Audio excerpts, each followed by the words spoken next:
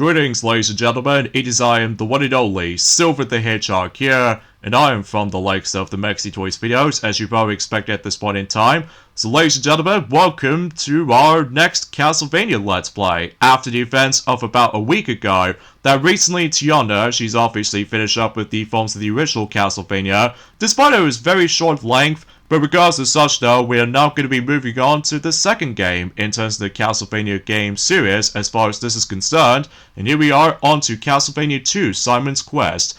Originally came out on the Famicom Disk System on the likes of the 1987, and as eventually about a year later for 1988 for the NES version, as you can definitely tell. And on top of all that stuff, that was about the fact that in the European PAL versions, didn't get the game until 1990, so yeah, it's a bit weird release schedule kind of thing about it. So anyways, when you leave the title running, as you can see, we actually get ourselves a actual prologue text here and there.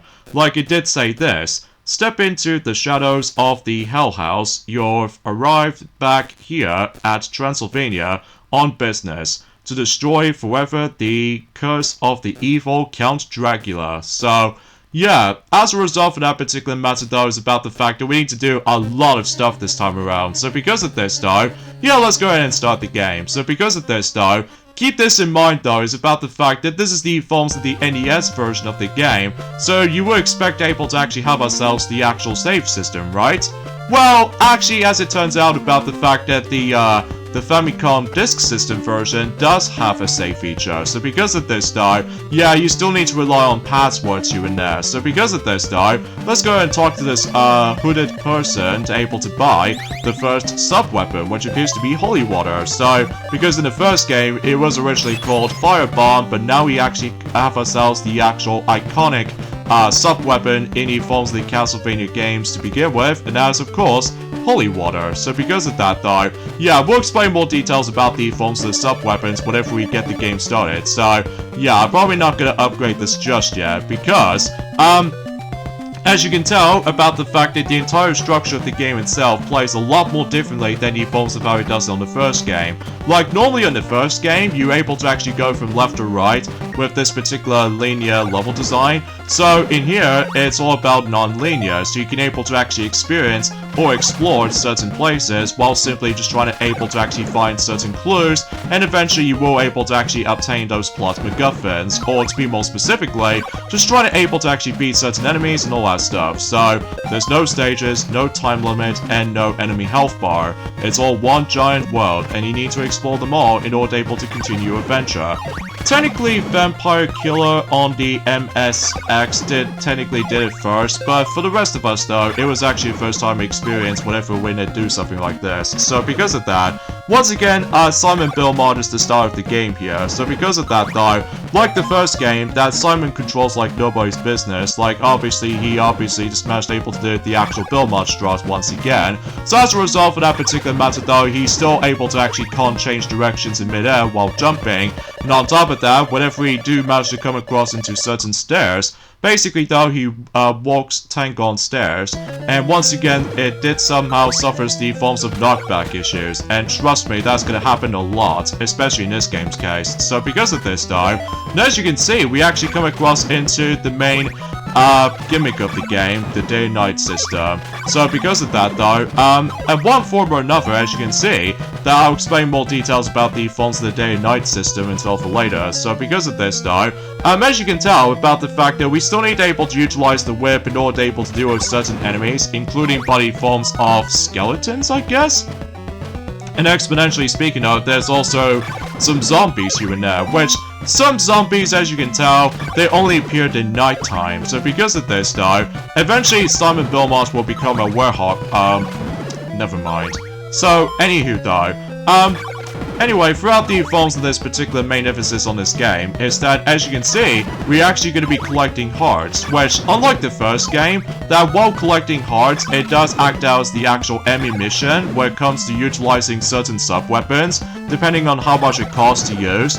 Whilst in here though, the hearts are pretty much going to be acted out as currency in this game. So because of this though, think of like money, except the fact that you can able to actually just to like give certain hearts for the sake of the forms of certain townspeople, that it does sometimes manage to give you some specific goodies, like for instance some useful items that helps you throughout the journey. And on top of that, with the whip upgrades, and on top of all that stuff though, just anything else in general. So because of that though, for this particular playthrough, I'm actually going to be aiming for the best ending of this playthrough, because I know for certain for one thing, it's about the fact that I will admit though right away, when it comes to classic Castlevania series like this one, this game in particular though, it feels like it's kind of one of my least favorite games in terms of the classic Castlevania series. Although, while non-linear structure, and it's a pretty interesting choice, but I will admit though right away, there are quite a few missteps in comparison to the forms of how it does it on the first game in my opinion. So,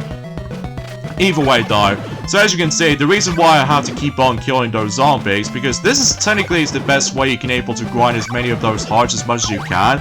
So just to ensure you want able to buy some expensive stuff, which I'll explain more details about that particular topic once we're able to continue proceeding through our adventure. So because of this though, a few things I want to explain for this point today, while I'm just simply trying to grind for those hearts, so just in case I can able to buy something later down the road. Yeah, today's date, of course, is I would say today is the 7th of October today, in some cases in 2023 today. Something's worth noting for is that, well, suffice to say, happy 7th anniversary of the game's release of Mario Party Star Rush. So, yeah, I can't believe it's been about 7 years ago since when... Oh, what the heck just happened here?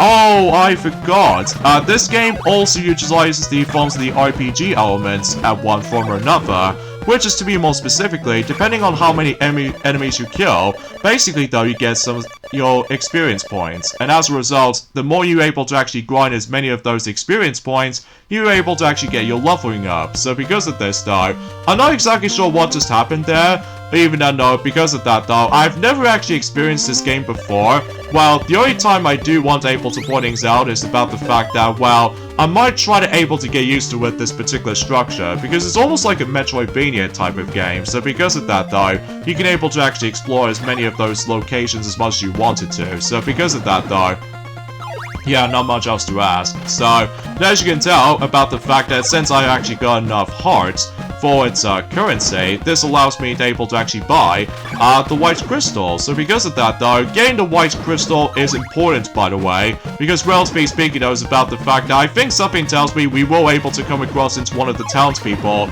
It does manage to help you upgrade for its different crystals that you can able to obviously obtain. So, but then again though, this will be a best ending playthrough basically. So I believe in order able to get the best ending of the game, basically though you need to beat the game in less than 8 game days, because since about the fact that we've already experienced the daytime and nighttime from earlier ago, this technically counts as one day, and then vice versa during the forms of the later times to come. So because of that though, yeah, again, I'll explain the forms of some more details about the forms of the day and night system for later. So yeah, it's pretty crazy about the fact that Mario Party Star Rush for the 3DS did somehow became 7 years old, and while looking back on it though, I found it to be an okay game, despite it does have some bit of questionable choices here and there, like for instance lesser amounts of mini-games compared to the forms of how it does it on 10, Island Tour, 9, and before the Top 100, and Super, and Superstars for that matter. I mean, relatively speaking though, it's about the fact that because it was actually one of those things that,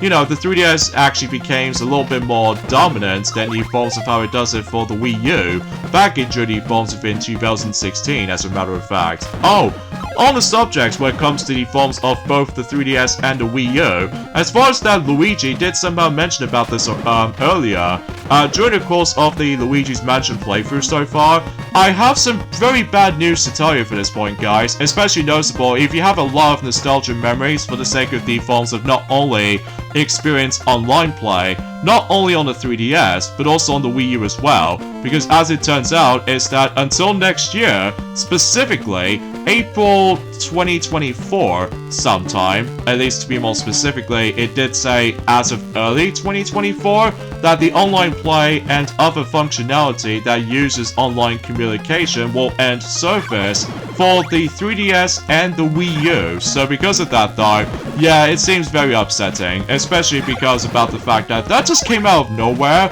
especially concerning about for the fact that, well, at this point in time, that, obviously, if you had a lot of fun experiencing online experience for the sake of the forms of certain titles like, you know, Super Mario Maker 1, Splatoon 1, as well as the original vanilla version of Mario Kart 8, and especially notable with Super Smash Bros. For the Nintendo 3DS and for the Wii U, and not to mention though with Mario Kart 7 as well, and on top of all that stuff though with any other games as well, ranging from Mario and Sonic at the Sochi 2014 Olympic Winter Games, and in addition to that though with the forms of some of these cooperative games, like for instance with The Legend of Zelda Triforce Heroes on the 3DS, and on top of that, Metroid Prime Federation Force, and if you don't want to able to experience those games, single player experience. So, but even then though, again, we'll probably get into more details about that once we get to later days to come. So, and also, I kind of suppose if you notice about the fact that recently in the UK's weather forecast, it seems to be more specifically, it seems kind of odd to me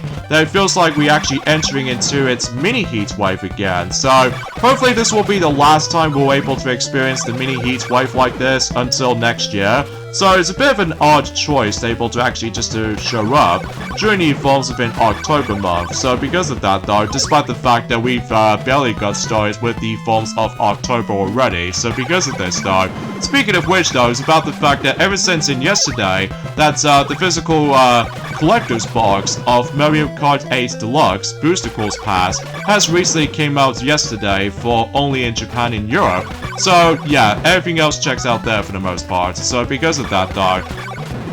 Anyway though, so there's another explanation while this is happening is that, well, sadly to tell you, is that one of the legendary actor who played Dumbledore for the majority of the films of the Harry Potter movies has recently passed away of age 82, and his name was Michael Gambon. So yeah, it seems kind of unfortunate about the fact that he passed away, because he was actually a really good actor for the majority of the films of Dumbledore, for the likes of the films of, you know, the majority of the Harry Potter movies basically. So, but even then no, yeah, it seems kind of sucks. So, but even then no.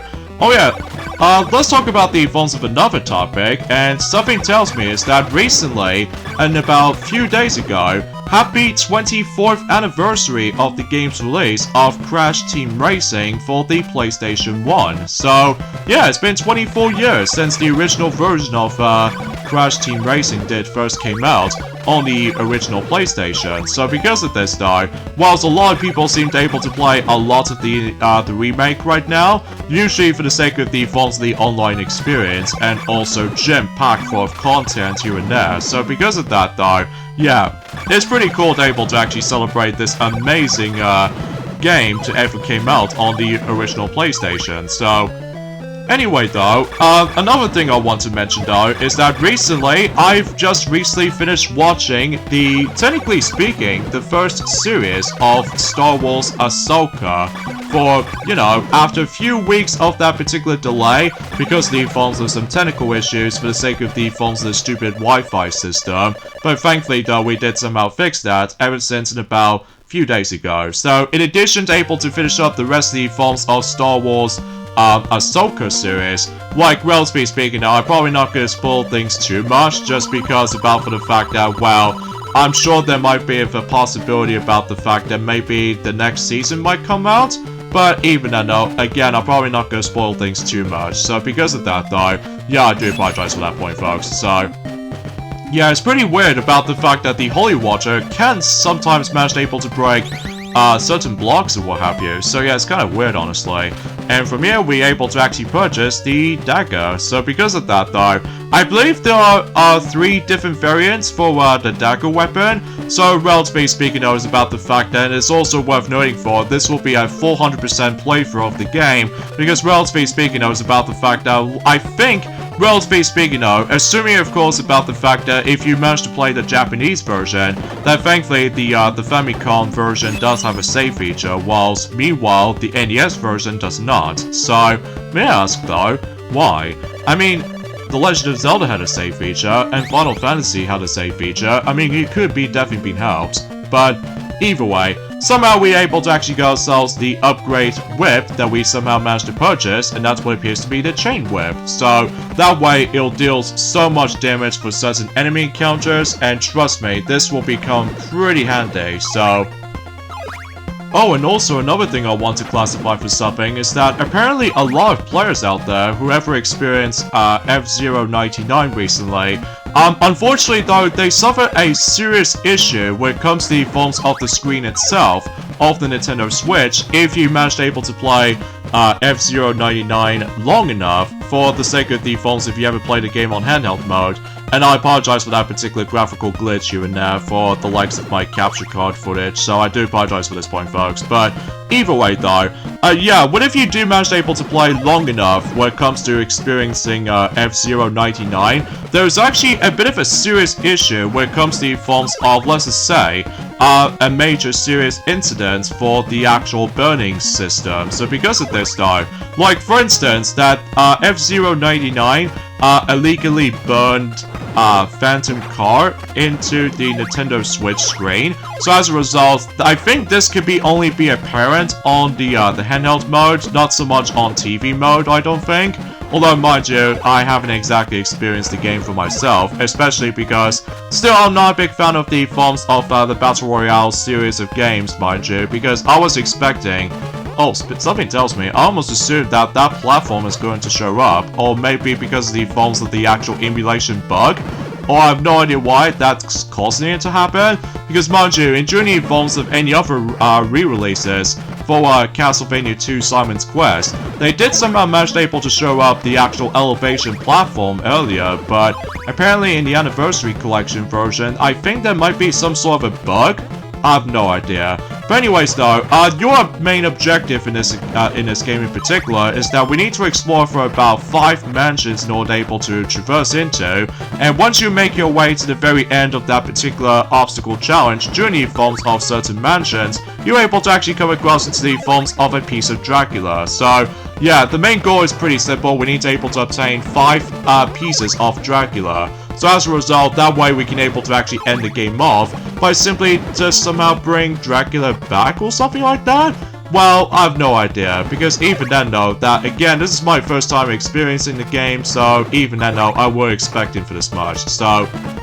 Anyways though, so throughout the entire mansions, you're able to actually go through all sorts of obstacles, including invisible walls and breakable blocks, and the most annoying one out of them all though is with those invisible pitfalls. So yeah, you probably get the idea of how the fact that what's to be expected will be. So, and there's also one reason why I keep on constantly trying to able to collecting some more hearts, because there are a couple of times though is that one of those random person decides to show up in duty forms of certain mansions, and basically that is essentially mandatory, by the way, assuming of course if about the fact you need to get about roughly about 50 hearts for its currency, so just in case you can able to actually buy something, and I think you have to do this for about roughly 5 times, so make it a grand total of about the fact that when it comes to games currency, you have to spend about, I think you have to spend it for about 250 of those hearts all in total combined, if you trying to deal with the forms of all 5 mansions, respectively. So,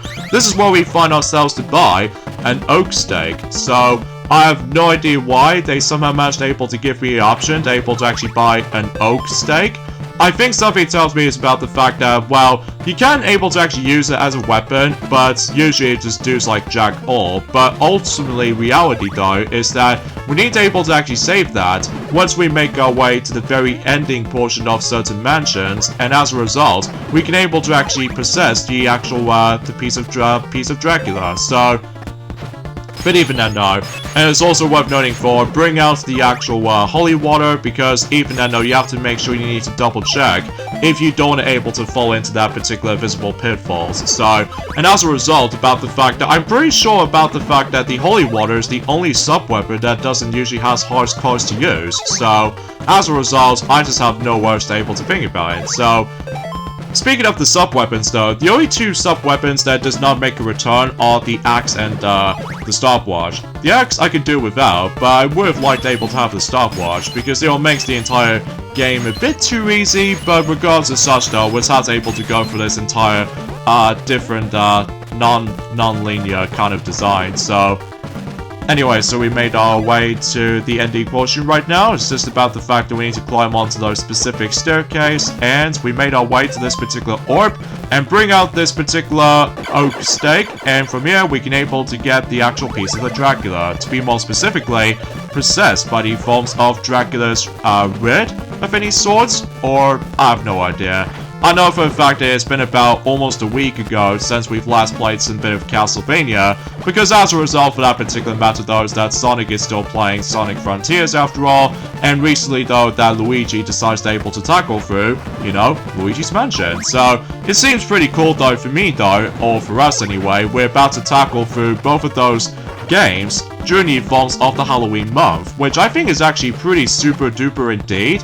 At least in my experience anyway though, because relatively speaking about for the fact that we need to able to get those Let's Plays done and over with before we move on to the next batch, not just by the forms of towards the very end of 2023, but also with the forms of 2024 coming up, so... But anywho though, so at least the music on the other hand is actually pretty dang good. Like Castlevania 2 introduces the actual familiar track called Bloody Tears, which would become stable in the series after all, and the other track pieces such as the mansion theme that we're going to be hearing right now, and eventually whenever we come to a point that whenever we explore a next part of a town, I would say the town theme is actually pretty cool if I listen to. But the only problem is though is that the entire soundtrack in this game is incredibly limited. Like, there's only like 6 songs, not including the game over theme and the password music. So because of that though, you will get sick of the music, it's only a matter of time. So because of that though, sometimes it gets a bit on the repetitive side of things though. Speaking of which though, is about the fact that I just realized, since that we actually got ourselves the first piece of the Dracula, we haven't come across into a first boss fight yet. So I wonder what that is though, so... But regardless of such though, we did somehow finish the first mansion, so I suppose we can now move on to the next mansion. So even then though, not doing too bad so far, especially concerning about the fact that we have no deaths on it so far. Although, eventually until later on though, there might be a couple of death situations here and there. Especially, if you do manage to able to get a game over in this game, which mind you, you might as well will be a lot, by the way, if you're not knowing what to do for this point. If you get a game over in this game, you remember the forms of those specific currency that we keep on collecting for hearts? Well, as it turns out, if you get a game over, you lose all of your hearts. So, I mean, the good thing about getting a game over though, is that you can able to continue where you left off, even after getting a game over, despite the fact that this game still utilizes the life system. So because of that though, I mean, relatively speaking though, I have no idea if they was expecting to able to give you more lives, but I have no words. But I digress. Oh yeah, there's also another thing I want to classify for mentioning about something, is that I think, fundamentally speaking though, I can't even believe it's been about a year ago since we actually got ourselves a sneak peek, or should I say, a sneak peek trailer for the Super Mario Bros. Movie, thanks to the forms of that particular dedicated Nintendo Direct based on around that. So, yeah, I can't even believe it's been about a year ago since then. Like, I remember back in the day for about a year ago, that a lot of people get a lot more controversial or controversies out there for the sake of the forms of their first impressions about the forms of how Chris Pratt is going to handle with Mario's voice. But in the end though, that he did pretty well though when the actual film finally came out, until during the forms of in April this year, which we've already just gone past. So anyways, let's talk about the forms of the main gimmick of this game, and that's what appears to be the day-night system. Because you see, whenever you travel long enough, the text box interrupts you to able to know about the fact that the time of day is about to change. Like, during the daytime, it's about the fact that the town has been opened, and you can able to actually kill enemies with ease. And during the night, the town is closed, and the actual enemies do a lot more damage for whenever you, like, try to kill them and stuff like that. You know, I'm perfectly fine about the forms of how it affected the actual transition between day and night cycle. At least I can able to actually use the drink to able to actually just simply makes it okay for me. However, the only thing I dislike about the Forms of the Day and Night system is about the fact that sometimes it might take a bit of while to actually get the day to night to change. Like, let me break it down.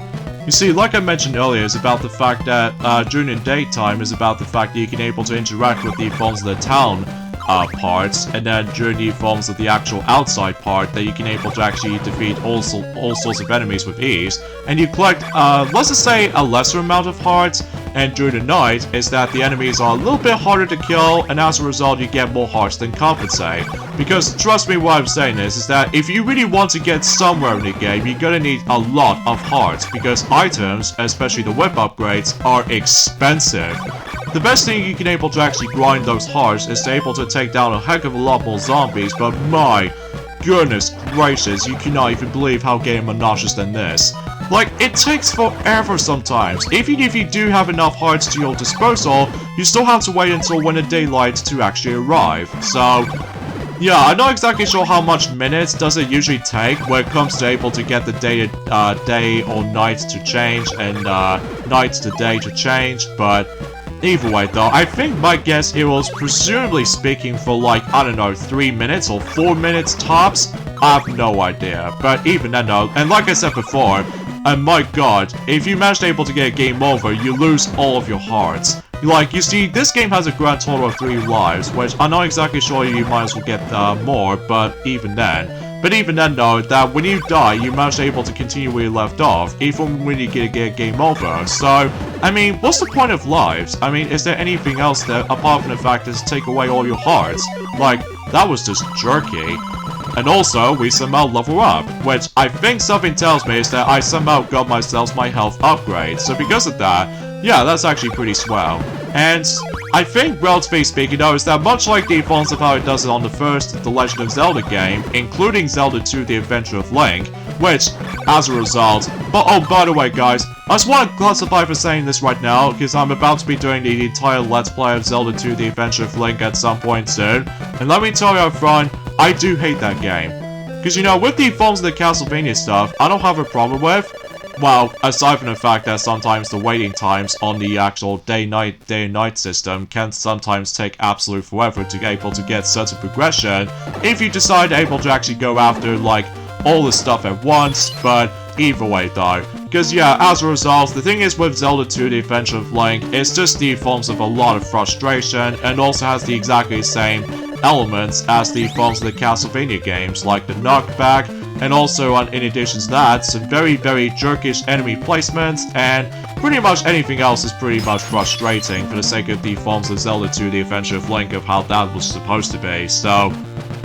But even then though, yeah, that's as far as I can say about the actual huge comparison for the likes of the forms of Zelda 2 The Adventure of Link, and the majority of the Castlevania games for sure. And relatively speaking though, let me know in the comments down below for the question of the day. What's your first impressions about the forms of experiencing Castlevania 2 Simon's Quest? Well, as a result of the fact that some people seem to have mixed reactions on this game, and some of them do really appreciate about this game for its different gameplay style. Whilst once we get to Castlevania 3 Dracula's Curse, that we're about to go back onto that familiar gameplay style since in the first game, so. But either way though, oh yeah, throughout the forms of certain towns throughout the game, that you were able to actually go into the actual church, so you can able to actually refill your health, and buy certain things for the sake of one of the townspeople, or anything else like that, or even just trying to waste your time talking to one of the townspeople. Because, well, the reason why I say wasting time is because the majority of the townspeople throughout the whole game has nothing useful to say. Well, unless if you talk to the first person in the phones at the beginning of the game, but as far as memory goes, that's about it. Like, it gives you a nice hint, but as far as memory goes, that's about it. So, sometimes it just sometimes managed able to describe about the phones of the Dracula's riddle, and other times they just spurt up like a completely useless trivia or something like that, which, as a result of the fact no matter what though, is about the fact that this game will pretty much require you to be able to actually look up on a guide in order to be able to proceed throughout the game. Like, either you can able to actually read it for the Nintendo Power magazine, or even the technological side of things where it comes to on the internet. Like, relatively speaking though, luckily I will gonna show you guys how to able to actually get the proceedings for this game. So because of that though, assuming of course for those of you ever first time experiencing this kind of game, during the course of in the modern platforms every now and then, either on the PlayStation 4, Xbox One, PlayStation 5, Xbox Series X, Nintendo Switch, and all that stuff, including PC, Steam as well, well, I think this might be a good run through for you. So because of that though, so anyways, let's go ahead and talk to this person let's talk to this person right there, because if you do have the white crystal, he actually exchanged the actual different colors crystals. So now we've got the blue crystal. So, and by the way, the blue crystal is important by the way, because obviously we can able to get some progression here. So, but anywho though, yeah, let's talk about the forms of another topic at this point, and that's what appears to be, there's a whole batch of the forms of those specific anniversaries has been going on. Like, for instance, in about a couple of days ago, that someone said in the comments during the forms of one of our playthroughs so far, that basically though is about the fact that, actually I'll explain more details on that in a moment, because we now actually have a silver dagger. Thanks to the forms of, what if you do manage to able to play certain spots for the Gullik, mind you, we're only going to use 2 of them, just because for the fact that it gives us 2 different weapons, so as a result, or the sub-weapon for that matter, so yeah, for instance, since we actually got ourselves a silver dagger, so as a result, it's more accurately like a stronger version of the dagger, which I rarely use the dagger personally though, just because I found not much of a use for it, so anyway. Oh yeah, let's talk about the forms of the anniversary stuff right now.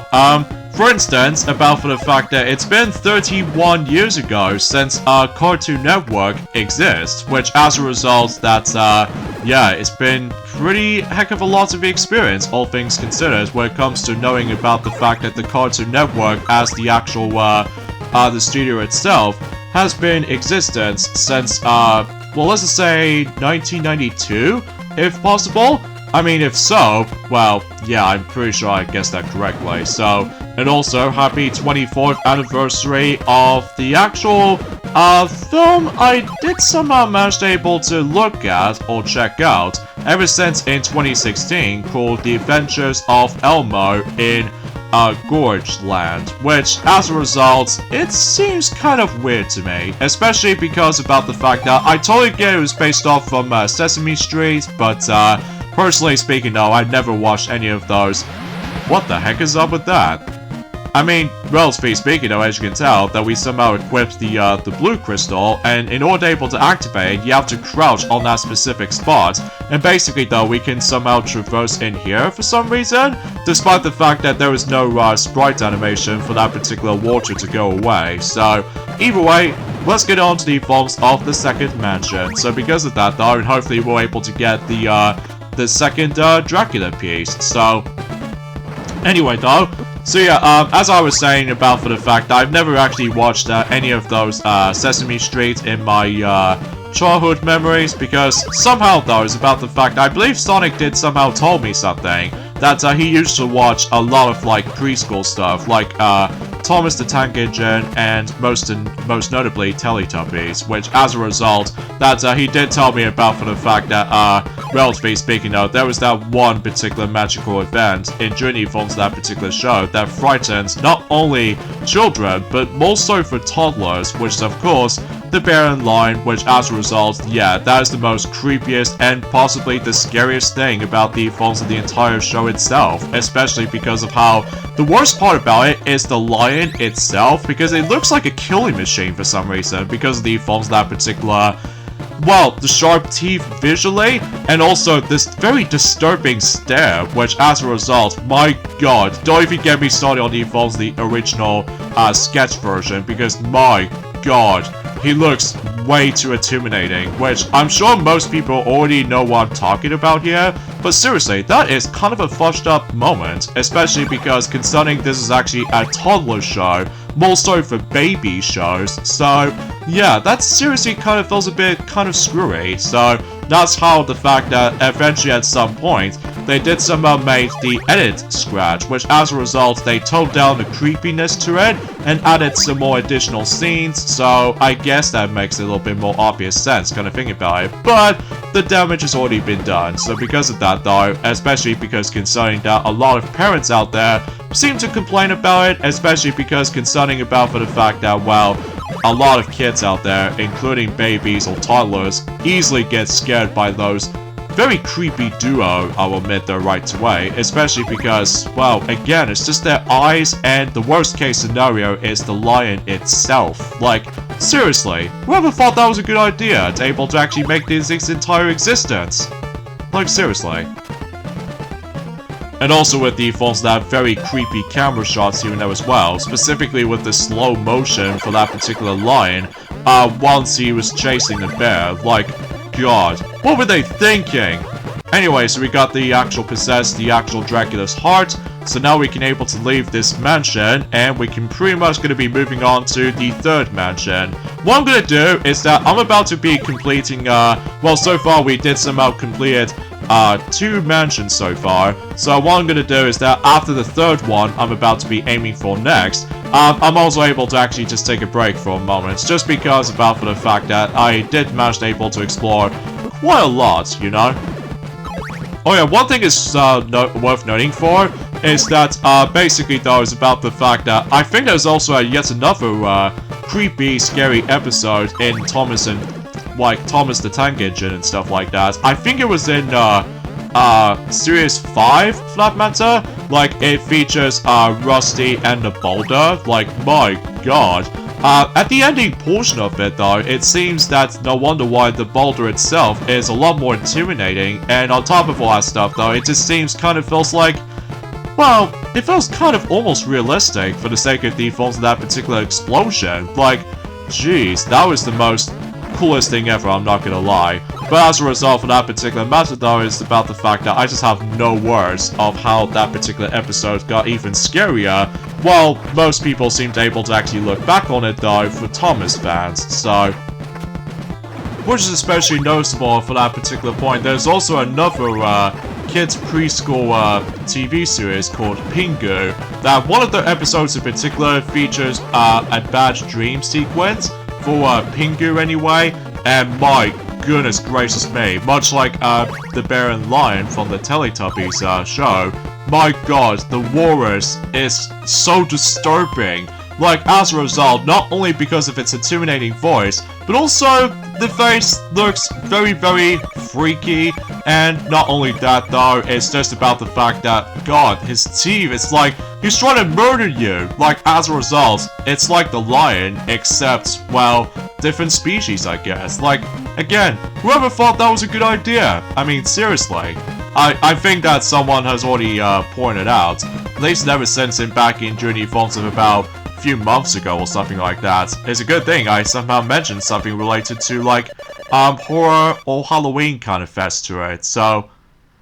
Anyway though, enough about that, so let's go ahead and move on to the next topic at this point, is that, well, yeah, happy 2nd anniversary of the Disney Channel show called, The Ghost and Molly McGee, I think is what it says anyway. So, yeah, I have no comments on that point. And finally, is that, apparently though, happy 19th anniversary of one of the DreamWorks movies called Shark Tale, which, let me tell you, I'm not gonna celebrate it.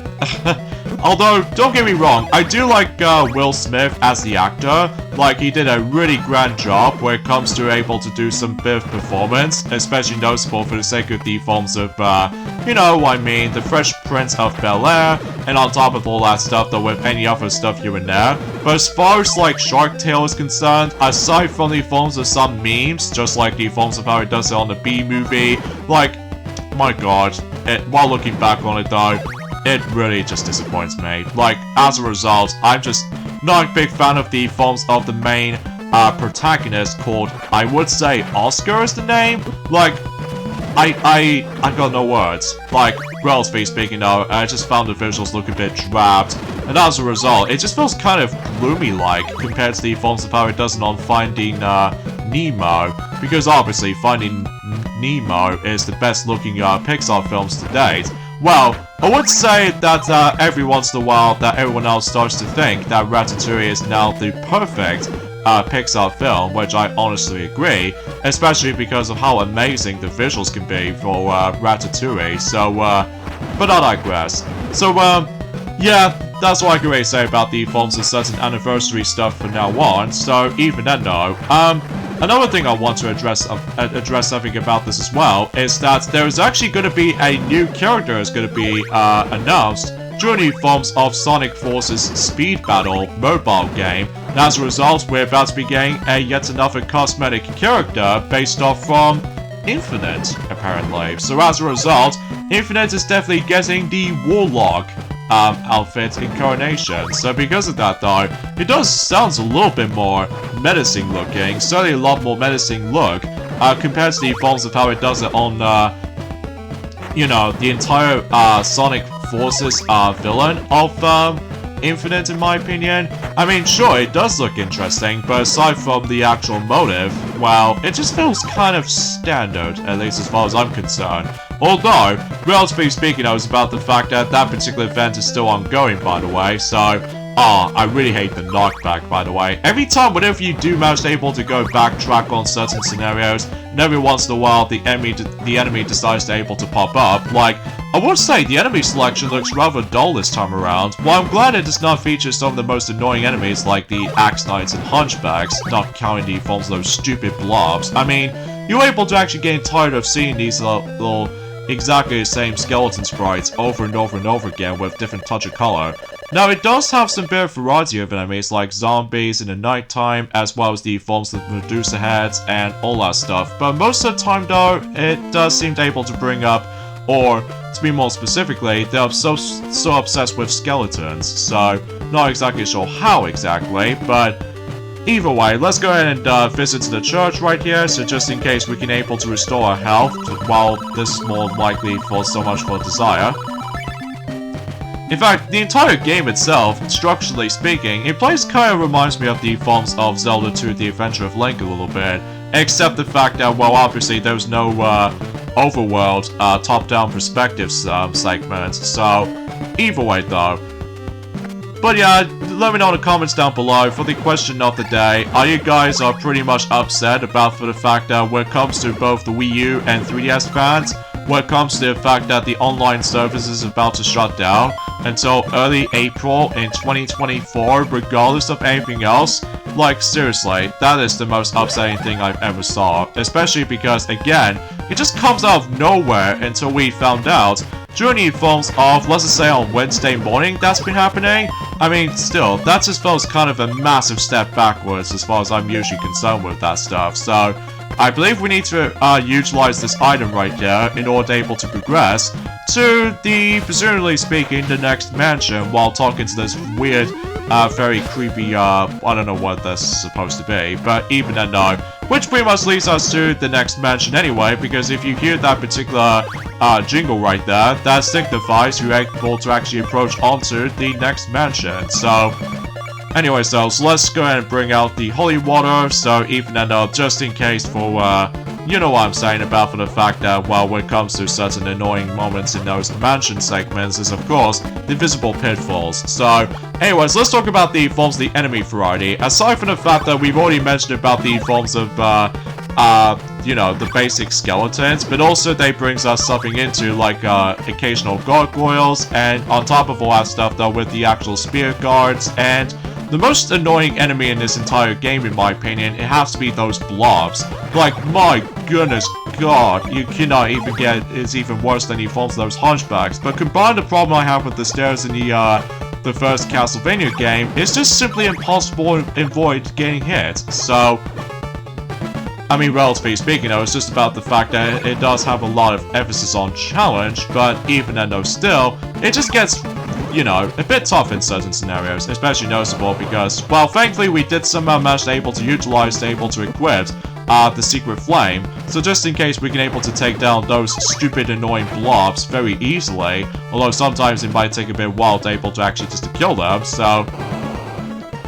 Oh, something's worth noting for as well is that, relatively speaking, though, is about the fact that one of those games in particular, called let's just say, worldless, that particular game is going to be delayed until November. So because of that, though, yeah, that's something worth bringing this up. Especially concerning about for the fact that, well, relatively speaking, that's all I could really say about this, relatively speaking. So, anywho, though, another thing I want to able to point things out as well is that, it seems to be more specifically about the fact that I thought it was very, cool to me, though, that I suppose that, Sonic has totally forgot to mention about, during the course of Sonic Frontiers Let's Play so far, that, Eggman did somehow reference Sonic Heroes, which I'm sure that, Sonic will able to actually mention more about it when he goes back onto Sonic Frontiers at some point in Journey Falls upon Mondays and Wednesdays and Fridays, presumably speaking, for, you know, the hardest DLC out of the bunch when it comes to Sonic Frontiers as a game itself. But even then, let's just go ahead and go downstairs and just to see what's beyond here. I don't think there's anything else in here, aside from the fact that I don't think I can probably able to break those specific walls or floors or anything else like that, so we can continue to proceedings. So, and of course, we still need able to talk to this particular hooded guy, so just in case we can able to go ahead and purchase the usual oak steak, so even then that way we could be able to actually get the next piece of the Dracula. So yeah, it seems that we've almost done with this point, folks, or should I say, we're pretty much on to the halfway point in the game already. So just to ensure about for the fact that we pretty much guarantee about for the fact that we somehow managed able to conquer certain scenarios, no problem. Although, mind you, I'm almost going to be dying, so I think relatively speaking, there might be a time though that about the fact that enemies do respawn after a while, so oh jeez, talk of a devil, we actually got these stupid blobs. Like, seriously, that is literally impossible to dodge sometimes. Especially noticeable if you come towards this staircase. Like, seriously, whoever thought that was such a good idea? But anyways though, let's just go ahead and, oh, we actually come across this little hallway right here, which is filled to the brim with those bats, and that's all there is to really think about it. So, either way though, let's see what's beyond onto this particular next room. Oh god, the Green Reaper! Let's go ahead and finish him off!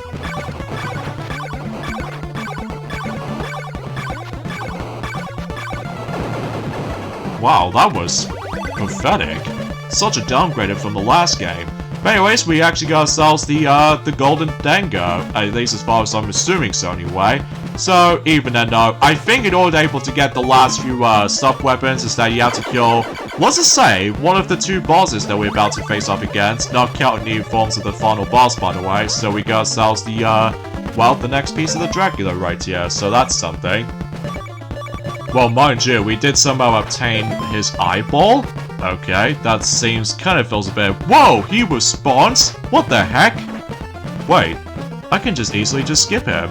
Like, both ways. I mean, granted, I just could have able to skip him. I mean, granted, he wasn't a big challenge to begin with, but... Wow. Certainly, those bosses are definitely a little bit more laughable this time around, so... Yeah, I honestly have no idea about the fact that why bosses usually plays like this. I mean, they're the most memorable part about the forms of the first game, but still, that seems kind of feels a bit too fishy for my liking, so...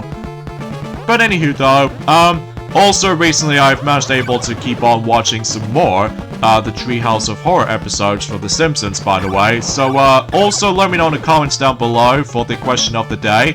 Have you guys managed able to watch certain, the Treehouse of Horror episodes so far for The Simpsons? Because I would like to hear your thoughts, because obviously that we've already experienced, you know, I would say we did somehow watch, 5, 6, 7, and 8 so far. So recently, during the forms of, presumably speaking until tomorrow, then we'll move on to 9, 10, 11, 12, just to able to actually catch up for the sake of the forms of how much, you know, the Treehouse of Horror episodes that we are still currently watching. So, and unfortunately though, as you can see, we come across into a first death due to the forms of that respawning enemies, specifically with those gargoyles, but that's okay though, because even then though, we've almost going to be leaving this entire mansion itself, so because of that though, sometimes the actual backtracking for that particular mansion itself can be felt a bit tedious at times, although unlike in the Zelda games, there was actually that little, warp pad that we can somehow automatically go back into the beginning portion of the temple, or the dungeon to be more specifically,